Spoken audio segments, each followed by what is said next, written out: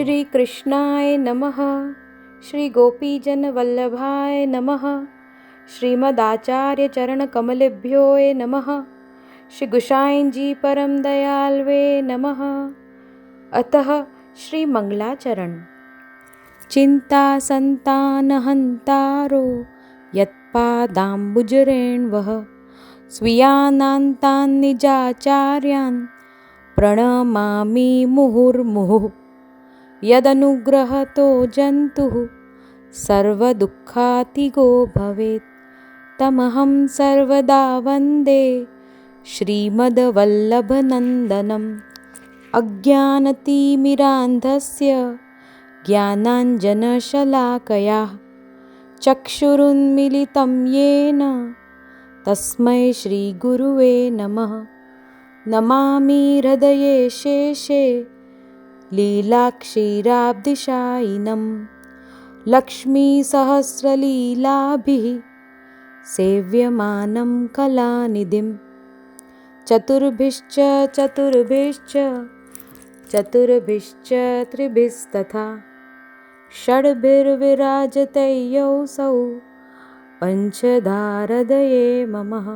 प्रातः स्मरण। श्रीगोवर्धननाथ पादयुगलं हैयं गवीनप्रियं नित्यं श्रीमथुराधिपं सुखकरं श्रीविठ्ठलेशं मुदा। श्रीमद्वारवतीश गोकुलपति श्रीगोकुलेन्दुं विभुं श्रीमन्मन्मथमोहनं नटवरं श्रीबालकृष्णं भजे। श्रीमद्वल्लभविठ्ठलौ गिरिधरं गोविन्दरायाभिधं श्रीमद्बालकृष्णगोकुलपति नाथं रघूणांस्तथा। एवं श्रीयदुनायकं किल घन श्यामं च तद्वंशजान् कालिन्दीं स्वगुरुं गिरिं गुरुविभुं स्वीयप्रभु च स्मरेत्। बर्हापीडं नटवरवपुः कर्णयो कर्णिकारं बिभ्रद्वास कनककपिशं वैजयन्तीं च मालां रन्ध्राणवेणुअधरसुधया पूरयन् गोपवृन्दै वृन्दारण्यं स्वपदरमणं प्राविशद्गीतकीर्ति सौन्दर्यं निजरद्गतं प्रकटितं स्त्रीगूढभावात्मकं पुंरूपंश्च पुनस्तदन्तर्गतं प्राविविशत् स्वप्रिये। संश्लिष्टावुभयोर्बभौ रसमय कृष्णो हि यत्साक्षिकं रूपं तत्तृतीयात्मकं परमभिध्येयं सदा वल्लभं। श्रीवल्लभप्रतिनिधिं तेजोराशिदयार्णवं गुणातीतं गुणानिधिं श्रीगोपीनाथमाश्रये। सायं कुञ्जालयस्थासनमुपविलसत् स्वर्णपात्रं सुधौतं राजद्यज्ञोपवीतं परितनुवसनं गौरम्यभोजवक्त्रं प्राणानायम्यनासापुटनिहितकरं कर्णराजद्विमुक्तं वन्देर्दोन्मिलिताक्षकं मृगमदतिलकं विठ्ठलेशं सुकेशम्। अतः श्री सर्वोत्तम स्तोत्रम। आइए साथ में मिलके गान करते हैं। प्राकृत धर्मनाश्रय मा प्राकृत निखिल धर्म रूपमिति निगम प्रतिपाद्यं यत्तच्युतं साकृति स्तौमि। कलिकालतमच्छन्न दृष्टित्वाद्विदुषामपि सम्प्रत्यविषयस्तस्य माहात्म्यं समभूद्भुवि दयया निजमाहात्म्यं करिष्यन् प्रकटं हरि वाण्या यदा तदा स्वास्यं प्रादुर्भूतं चकारहि तदुक्तमपि दुर्बोधं सुबोधं स्याद्यथा तथा तन्नामाष्टोत्तरशतं प्रवक्ष्याम्यखिलाग्रहत् ऋषिरग्निकुमारस्तु नाम्नां छन्दो जगत्यसौ श्रीकृष्णस्यं देवता च बीजं कारुणिकः प्रभु विनियोगो भक्तियोग प्रतिबन्धविनाशने कृष्णादरामृतास्वाद सिद्धिरत्र न संशयः आनन्दः परमानन्दः श्रीकृष्णस्यं कृपानिधि दैवोद्धारप्रयत्नात्मा स्मृतिमात्रार्तिनाशन श्रीभागवत गूढार्थ प्रकाशन परायण साकार ब्रह्मवादैक स्थापको वेदपारग मायावाद निराकर्ता सर्ववादी निरासकृत भक्तिमार्गाब्जमार्तण्डः स्त्रीशूद्रादृधृतिक्षमः अङ्गीकृत्यैव गोपीश वल्लभीकृतमानवः अङ्गीकृतौ समर्यादो महाकारुणिको विभुः अदेयदानदक्षश्च महोदारचरित्रवान् प्राकृतानुकृतिव्याज मोहितासुरमानुषः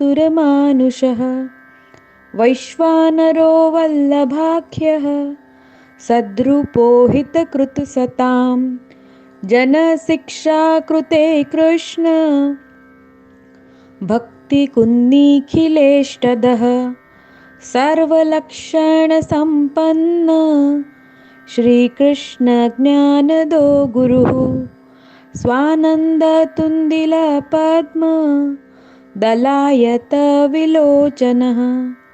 कृपादृग्वृष्टिसंहृष्टः दासदासी प्रियः पतिः रोषत्कपातसम्प्लुष्ट भक्तद्विद्भक्तसेवितः सुखसेव्यो दुराराध्यो दुर्लभाङ्घ्रिसरोरुह उग्रप्रतापो वाक्सिन्धु पूरिताशेषसेवकः श्रीभागवत पीयूष समुद्रमथनक्षमः तत्सारभूतरासस्त्री भावपूरितविग्रह सान्निध्यमात्रदत्त श्री कृष्णप्रेमाविमुक्तिद रासलीलैकतात्पर्य कृपयैतत्कथाप्रदः विरहानुभवैकार्थ सर्वत्यागोपदेशक भक्त्याचारोपदेष्टा च कर्ममार्गप्रवर्तक यागादौ भक्तिमार्गैक साधनत्वोपदेशक पूर्णानन्दः पूर्णकामो वाक्पति विबुधेश्वर कृष्णनाम सहस्रस्य वक्ता भक्तपरायणः भक्त्याचारोपदेशार्थ नानावाक्यनिरूपक स्वार्थोजिताखिल प्राण प्रियस्तादृशवेष्टितः स्वदासार्थकृताशेष साधनः सर्वशक्तिधृत् भुवि भक्तिप्रचारैक कृते स्वान्वयकृत्पिता स्ववंशे स्थापिता शेष स्वमाहात्म्यं समयापः पतिव्रता पतिपार लौकिकैहिकदानकृत् निगूढहृदयोऽनन्य भक्तेषु ज्ञापिताशय उपासनादिमार्गार्थी मुग्धमोहनिवारक भक्तिमार्गे सर्वमार्ग वैलक्षण्यानुभूतिकृत् पृथक् शरणमार्गोपदेष्टा श्री कृष्णहार्दवेत प्रतिक्षण निकुञ्जस्थ लीलारससुपूरित तत्कथाक्षिप्तचित्तस्थ विस्मृतान्यो व्रज प्रिय व्रज स्थितिपुष्टि लीलाकर्तारः प्रियः भक्तेच्छापूरकः सर्वा ज्ञातलीलोऽतिमोहन सर्वासक्तो भक्तमात्रा सक्तपतितपावन स्वयशोगानसंहृष्ट हृदयाम्भोजविष्टर यशपीयूषलहरी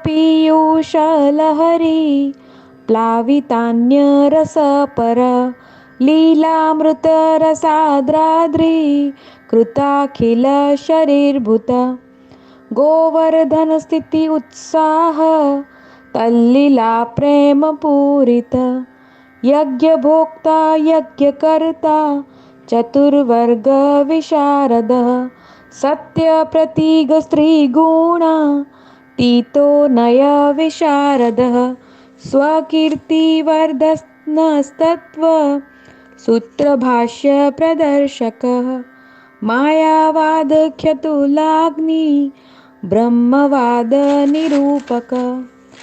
अप्राकृताखिलाकल्प भूषितसहजस्मितः त्रिलोकीभूषणं भूमि भाग्यं सहजसुन्दरम् अशेषभक्तसम्प्रार्थ्य चरणाब्जरजोधनः इत्यानन्दनिधे प्रोक्तं नाम्नाम् अष्टोत्तरशतं श्रद्धाविशुद्धबुद्धिर्य पठत्यनुदिनञ्जनः स तदेकमनासिद्धि मुक्ता प्राप्नोत संशयः तदप्राप्तो वृथा मोक्षस्तदाप्तौ तद्गतार्थथा अतः सर्वोत्तमं स्तोत्रं जप्यं कृष्णरसार्थिभिः इति श्रीमदग्निकुमारं प्रोक्तं श्री सर्वोत्तम स्तोत्रम संपूर्णम्। श्री यमुनाष्टकम्।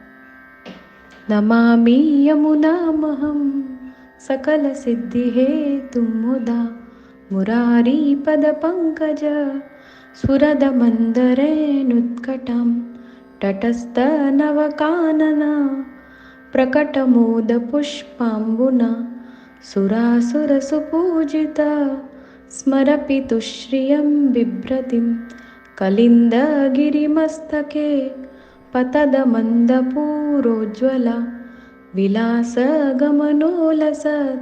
प्रकटगण्डशैलौनदा सघोषगतिदन्तुरा समधिरूढदोलोत्तमा मुकुन्दरतिवर्धिनी जयति पद्मबन्धोसुतां भुवं भुवनपावनी मदिकतामनेकस्वने प्रियाभिरिव सेविता शुकमयूरहंसादिभिं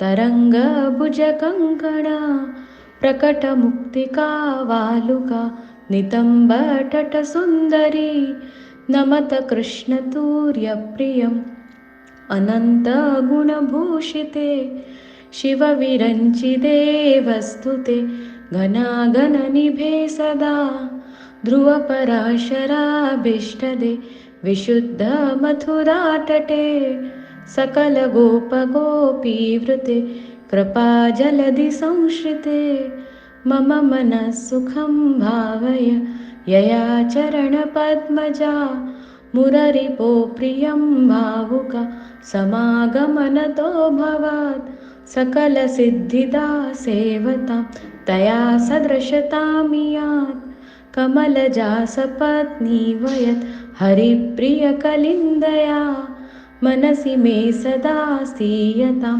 नमोऽस्तु यमुने सदा तव चरित्रमत्यद्भुतं न जातु यमयातना भवति ते पयपानत यमोऽपि भगिनीसुतान् कथमुहन्ति दुष्टानपि प्रियो भवति सेवना तव हरे यथा गोपिका ममास्तु तव सन्निधौ तनु न मत्वमेतावता न दुर्लभतमारति मुररिपौ मुकुन्दप्रिये अतोऽस्तु तव लालना सुरधुनी परं सङ्गमात् तवैव भुवि कीर्तिता न तु कदापि पुष्टिस्थिते स्तुतिं तव करोति कमलजासपत्नी प्रिये हरे यदनुसेवया भवति सौख्यमामोक्षत इयं तव कथाधिका सकलगोपिका सङ्गम स्मरश्रमजलाणुभिः सकलगात्रजै सङ्गम तवाष्टकमिदं मुदा पठति सूरसूते सदा समस्तदुरितक्षयो भवति वै मुकुन्दे रति तया सकलसिद्धयो मुररिपुष्य सन्तुष्यति स्वभावविजयो भवे वदति वल्लभः श्रीहरे। श्याम सुंदर श्री यमुने महारानी की जय। अतः श्री सिद्धांत रहस्यम् श्रावणश्यामले पक्षे एकादश्यां महानिशि साक्षात् भगवता प्रोक्तं तदक्षरश उच्यते ब्रह्मसम्बन्धकरणात् सर्वेषां देहजीवयो सर्वदोषनिवृत्तिर्हि दोषाः पञ्चविधा स्मृतः सहजादेशकालोत्था लोकवेदनिरूपितः संयोगजास्पर्शजाश्च न मन्तव्याः कथञ्चन अन्यथा सर्वदोषाणां न निवृत्तिः कथञ्चन असमर्पितवस्तूनां तस्माद्वर्जनमाचरेत् निवेदिभिः समर्प्यैव सर्वकुर्यादिति स्थितिः न मतं देवदेवस्य सामीभुक्तसमर्पणम् तस्मादादौ सर्वकार्ये सर्ववस्तुसमर्पणम् दत्तापहारवचनं तथा च सकलं हरे न ग्राह्यमिति वाक्यं हि भिन्नमार्गपरं मतम् सेवकानां यथा लोके व्यवहारः प्रसिद्ध्यति तथा कार्यसमर्प्यैव सर्वेषां ब्रह्मता ततः गङ्गात्वं सर्वदोषाणां गुणदोषादिवर्णना गङ्गात्वेन्निरूप्या स्यात् तदवदत्रापि चैव हि इति श्रीमद्वल्लभाचार्य विरचितं सिद्धान्तरहस्यं सम्पूर्णम्। अतः श्रीनवरत्नस्तोत्रम् चिन्ता कापि न कार्या निवेदितात्मभिः कदापिति भगवानपि पुष्टिस्थौ न करिष्यति लौकिकीं च गतिं निवेदनं तु स्मर्तव्यं सर्वथा तादृशैर्जनैः सर्वे सर्वस्य सर्वात्मा निजेच्छात् करिष्यति सर्वेषां प्रभुसम्बन्धो न प्रत्येकमिति स्थितिः अतोऽन्यविनियोगेऽपि चिन्ता का स्वस्य सोऽपि चेत् अज्ञानाथवा ज्ञानात् कृतमात्मनिवेदनं यै कृष्णस्सात्कृत्प्राणे स्तेषा का परिदेवना तथा निवेदने चिन्ता त्याज्या श्रीपुरुषोत्तमे विनियोगेऽपि सा त्याज्या समर्थो हि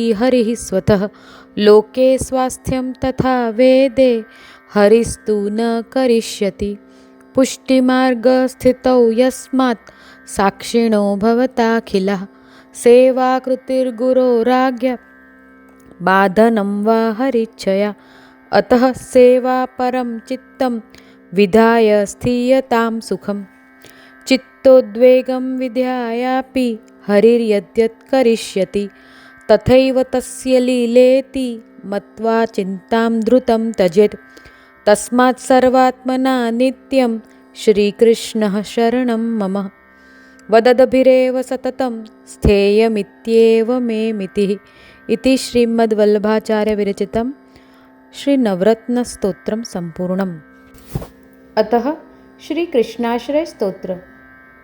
सर्वमार्गेषु नष्टेषु कलौ च खलधर्मणि पाषण्डप्रचुरे लोके कृष्ण एव गतिर्मम म्लेच्छाक्रान्तेषु देशेषु पापैकनिलयेषु च सत्पीडाव्यग्रलोकेषु कृष्ण एव गतिर्मम गङ्गादितीर्थवर्येषु दुष्टैरेवावृतेष्विह तिरोहितादिदेवेषु कृष्ण एव गतिर्मम अहङ्कारविमूढेषु सत्सु पापानुवर्तिषु लाभपूजार्थयत्नेषु कृष्ण एव गतिर्मम अपरिज्ञाननष्टेषु मन्त्रेष्वव्रतयोगिष तिरोहितार्थदेवेषु कृष्ण एव गतिर्मम नानावादविनष्टेषु सर्वकर्मव्रतादिषु पाषण्डैकप्रयत्नेषु कृष्ण एव गतिर्मम अजामिलादिदोषाणां नाशकोऽनुभवे स्थितः ज्ञापिताखिलमाहात्म्य कृष्ण एव गतिर्मम प्राकृता सकला देवा गणितानन्दकं बृहत् पूर्णानन्दो हरिस्तस्मात् कृष्ण एव गतिर्मम विवेकधैर्यभक्त्यादि रहितस्य विशेषतः पापासक्तस्य दीनस्य कृष्ण एव गतिर्मम सर्वसामर्थ्यसहित सर्वत्रैवाखिलार्थक शरणस्थसमुद्धारं कृष्ण विज्ञापयाम्यहम् कृष्णाश्रयमिदं स्तोत्रं यः पठेत् कृष्णसन्निधौ तस्याश्रयो भवेत् कृष्ण इति श्रीवल्लभो ब्रवीत् इति श्रीमद्वल्लभाचार्यविरचितं श्रीकृष्णाश्रयं स्तोत्रं सम्पूर्णम्। अतः श्रीचतुश्लोकी। सर्वदा सर्वभावेन भजनीयो व्रजाधिपः स्वस्यायमेव धर्मो हि नान्यः क्वापि कदाचनम् एवं सदा स्म कर्तव्यं स्वयमेव करिष्यति प्रभुः सर्वसमर्थो हि ततो निश्चिन्ततां व्रजेत् यदि श्रीगोकुलाधीशो धृतः सर्वात्मना हृदि ततः किं परं ब्रूहि लौकिकैवैदिकैरपि अतः सर्वात्मना शाश्वत गोकुलेश्वरपादयो स्मरणं भजनं चापि न त्याज्यामिति मे मति इति श्रीमद्वल्लभाचार्यविरचितं चतुश्लोकी समाप्तम्। सुख, शांति, समृद्धि और प्रभु की दृढ़ शरणागति के लिए आइए साथ में सुनते हैं अष्टाक्षर मंत्र। श्री कृष्ण शरणं मम, श्री कृष्ण शरणं मम, श्री कृष्ण शरणं मम, श्री कृष्ण शरणं मम, श्री कृष्ण शरणं मम, श्री कृष्ण शरणं मम, श्री कृष्ण शरणं मम, श्री कृष्ण शरणं मम, श्री कृष्ण शरणं मम, श्री कृष्ण शरणं मम,